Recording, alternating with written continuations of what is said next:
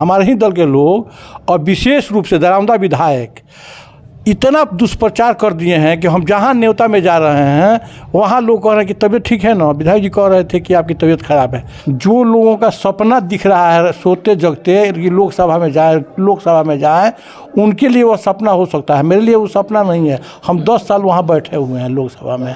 हम इतने आसानी से उखाड़ कर फेंके जाने वाले आदमी नहीं हैं। क्या है हम मूझ है, अलकतरा समझिए, झूठ का मूझ समझिए, जो समझना है समझिए।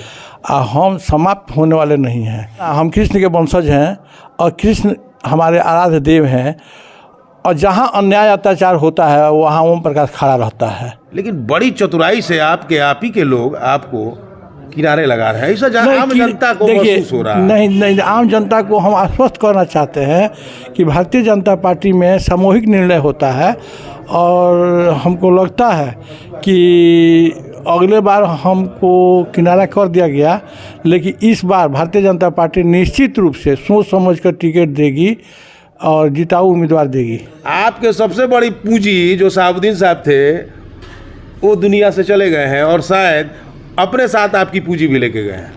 नहीं, मेरी पूंजी आज भी सुरक्षित है।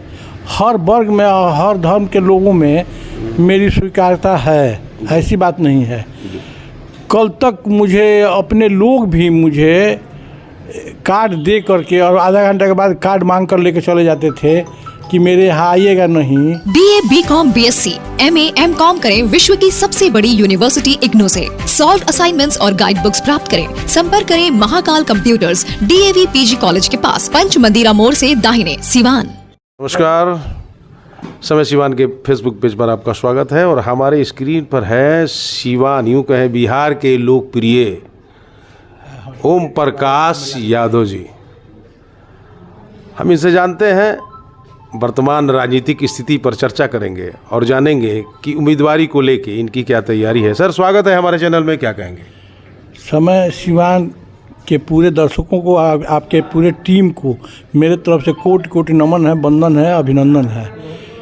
रही बात तैयारी की, तो भारतीय जनता पार्टी का एक कार्यकर्ता चुनाव के लिए 12 महीना 24 घंटा तैयार रहता है। जब चुनाव आएगा हम लोग उसको चुनौती के रूप में स्वीकार करते हुए लड़ते हैं। आपने बहुवचन का इस्तेमाल किया, हम लोग। दूल्हा तो एक है नहीं, अब ये तो दूल्हा तय करेगा हमारा संसदीय बोर्ड, जो तय करेगा हम लोग उसको मानेंगे। लेकिन सिवान की जनता में जो लोकप्रियता ओम प्रकाश यादव को है, जितनी स्वीकृतता ओम प्रकाश यादव का है, शायद वर्तमान लोगों में ऐसी बात नहीं है। देखिए, जब हम पहली बार जीत कर गए, जब सिवान राजेंद्र बाबू का सिवान, मौलाना मौलवी साहब का सिवान अपराधियों के कुकीर्त से कलंकित हो रहा था, अपमानित हो रहा था, रोज़ हमारे माँ बहनों का सुहाग उजाड़े जा रहे थे और राजनीतिक प्रतिहिंसा के दौर में हमने कफन लेकर निकले, हम और हमारा लड़का। लेकिन हम धन्यवाद देंगे सिवान की महान जनता को कि जब वोट देना प्राण देना दोनों बराबर था, उस समय लोगों ने पैसा भी दिया और वोट भी दिया। जब हम जीत कर गए तो हमने देखा कि अगर रहने और खाने की व्यवस्था सुनिश्चित कर दी जाए दिल्ली में, तो heart, cancer, liver, brain tumour जिसका इलाज सिवान में संभव नहीं है, ऐसे हमारे यहाँ हजारों मरीजों का हमने इलाज कराने का काम किए। पहले के लोग हिंसा करते थे, मारते थे, मुआते थे और हमने जान बचाने का काम किया।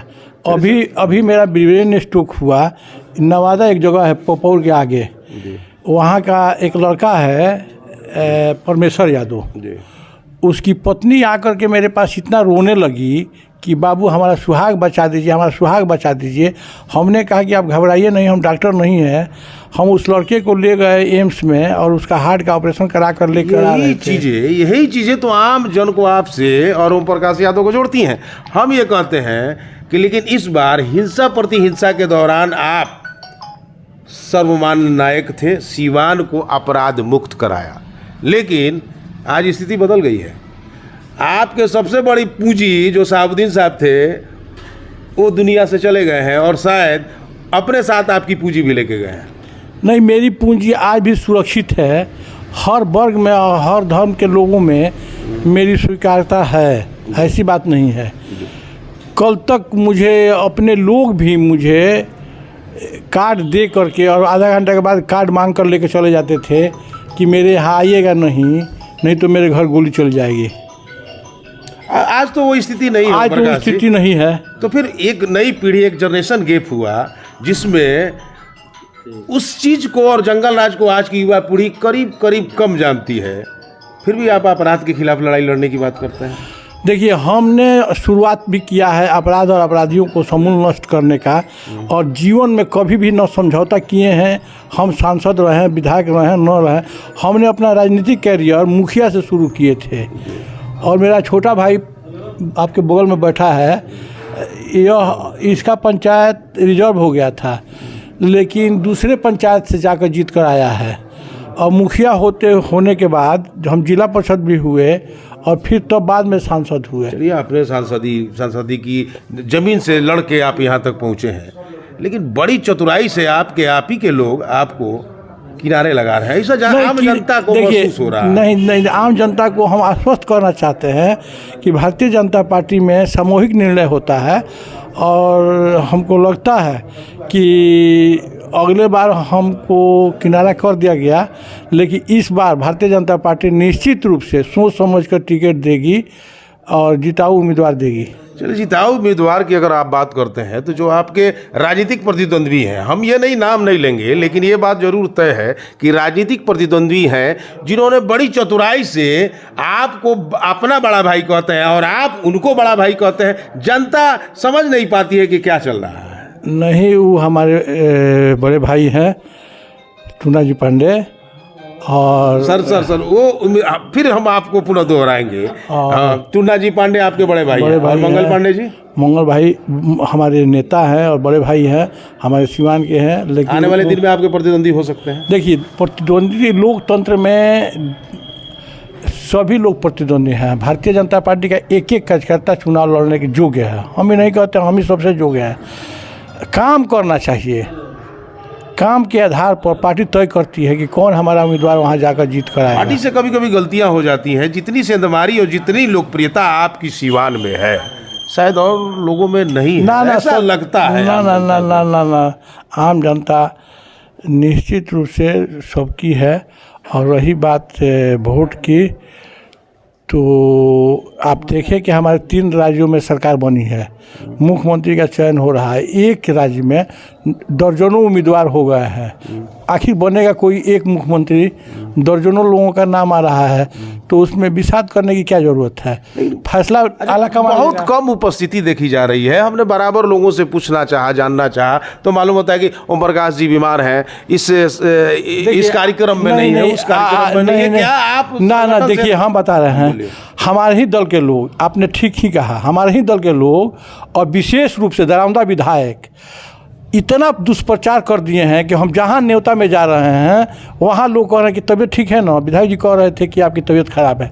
हम आपसे पूछना चाहते हैं, अगर हमारी तबीयत खराब होती तो रांची गए, डीएम साहब के साले का शादी था, रांची से आए तो हरियाणा चले गए, एक मित्र के भाई का शादी था, हरियाणा से आए तो पंजाब चले गए, डॉक्टर रामाजी चौधरी के लड़की की शादी थी, और पंजाब से में अभी हम दिल्ली आए तो हमारे लड़के का फ़ोन गया कि सरोज सिंह रोज हमारे भारतीय जनता पार्टी के वरिष्ठ नेता हैं, उनके लड़के का तिलक है, 4 तारीख को आपको रह जाना है। आप पूरी तरह सक्रिय है, दुष्प्रचार किया जा रहा है। हम जनता के बीच में रहने वाले लोग हैं, जनता से कट कर नहीं रह सकते हैं। लोगों की न्योता हकारी करना, लोगों के बीच में रहना मेरा फितरत रहा है। यह सामने वाला मेरा घर आप देख रहे हैं, माननीय हमारे विजय शंकर दुबे हमारे राजनीतिक गुरु हैं, उनका अपना मकान है और उनके छोटे भाई लाल बाबू दुबे का घर है। जब 98 में भारतीय जनता पार्टी से वो टिकट लेकर आए तो उन अपने भाई से कहे कि घर के लोगों को आप गांव भेज दीजिए ग्यासपुर, इसमें पार्टी का कार्यालय खुलेगा। तो उनका भाई ने रिफ्यूज कर गया। हमने कहा कि एकलव्य ने तो अंगूठा दिया था, आप हमारे घर में कार्यालय खोलिए, हमको साहब से डर नहीं है। और हमने अपने घर में 10 दूर में जो घर बनाया है छोटा सा, उसी में कार्यालय खोले। आप सिवान के लोग जानते हैं।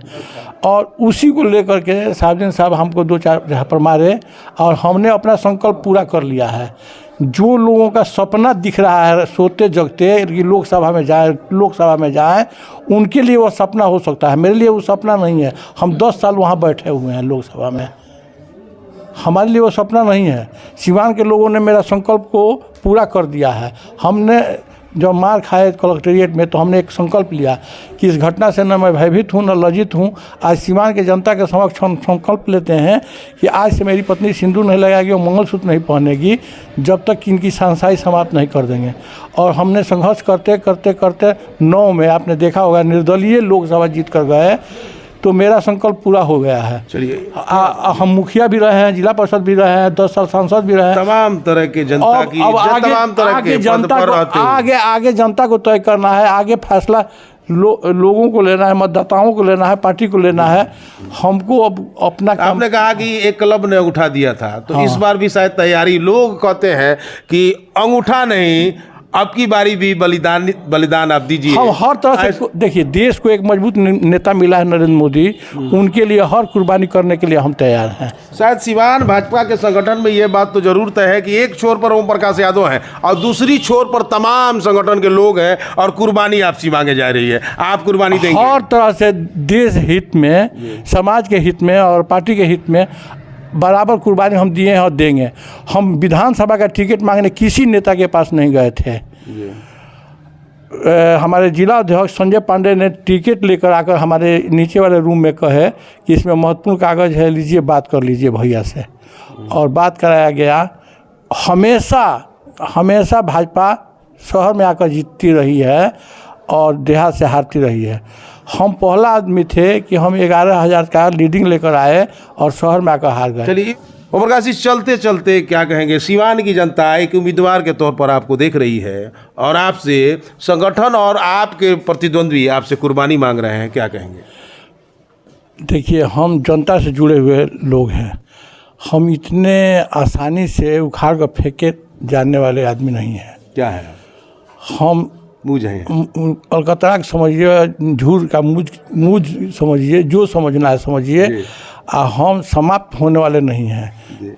लोकतंत्र में जनता मालिक होती है, जनता जो तय करेगी ओम प्रकाश उसका अक्षरशः पालन करेगा।